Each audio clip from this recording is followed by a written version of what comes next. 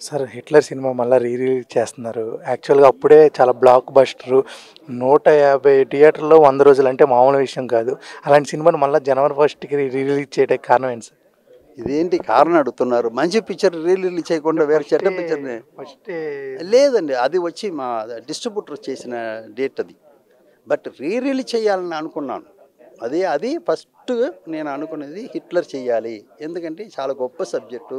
Megastar ఉన్నారు అందులో. డెఫినెట్‌గా ఆడియన్స్‌కి అది నచ్చుతుంది. అన్ని విధాలుగా మంచి మ్యాటర్ ఉన్నాయి అందులో.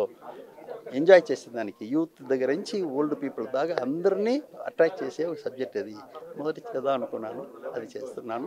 నాకు సపోర్ట్ చేసేది ఆయన డిస్ట్రిబ్యూటర్ సైడ్ నుంచి నాకు బాగా సపోర్ట్ చేశారు. సురేష్ గారిని ఆయన బాగా సపోర్ట్ చేశారు.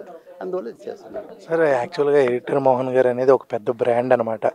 మీరు ఆ బ్రాండ్‌ని మళ్ళీ ఇప్పుడు కొత్త సినిమా ఏమన్నా చేయబోతున్నారా పెద్ద హీరోలతో? నా దగ్గర సబ్జెక్ట్స్ ఉన్నాయి. అన్నీ ఉన్నాయి.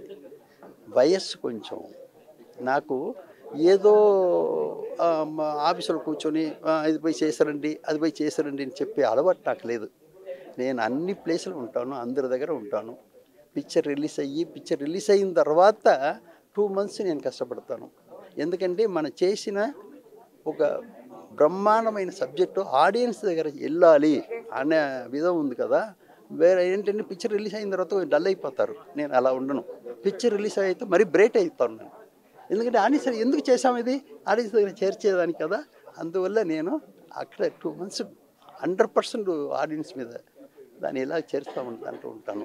అలాగే బాబు మోహన్ గారు చెప్పినట్టు సీన్ షూట్ చేసినప్పుడే మీ మైండ్‌లో ఎడిటింగ్ అనేది అయిపోద్ది అనేసి అన్నారు సార్. ప్రతి సినిమాకి అట్లనేనా సార్? అది అవును కాదు నా క్యారెక్టర్ అలా అయితే వేరే ఏముంటుంది. నా క్యారెక్టర్ అయితే ఏముంటుంది. అదే. తప్పులు సరిచేసుకున్న దానికి మళ్ళీ షూటింగ్ మళ్ళీ పెట్టుకున్న దానికంటే అక్కడక్కడ సరి చేసుకుని వెళ్ళిపోవచ్చుగా. అందులో తప్పులు రాకుండా ఉండాలి. అది మెయిన్. దానికి నేను అక్కడక్కడ ఉండి అన్నీ సరి చేసుకుంటాను. ఆ నమ్మకంగా నాకు నా టెక్నీషియన్ సెలెక్ట్ చేసే టెక్నీషియన్ కూడా నా మీద అంత మర్యాదగా ఉంటారు. నేను చెప్పేదాని మీద డెఫినెట్గా మర్యాద ఇచ్చి మళ్ళీ సరి చేసుకుంటారు. అలాగే ఇంతమంది ఆర్టిస్టులు అసలు మామూలు విషయం కాదు సార్. అప్పట్లోనే చాలా డేట్స్ ఫుల్ బిజీ ఉన్న వాళ్ళు మీ మాట కట్టుబడి డేట్స్ అందరూ ఇచ్చి ఇంతవరకు వచ్చినందుకు నిజంగా మీకు హ్యాట్స్ ఆఫ్ సార్. సరే థ్యాంక్ యూ. అలాగే ఈ జనవరి 1 మంచి సక్సెస్ కొట్టాలని మనస్ఫూర్తిగా థ్యాంక్ యూ.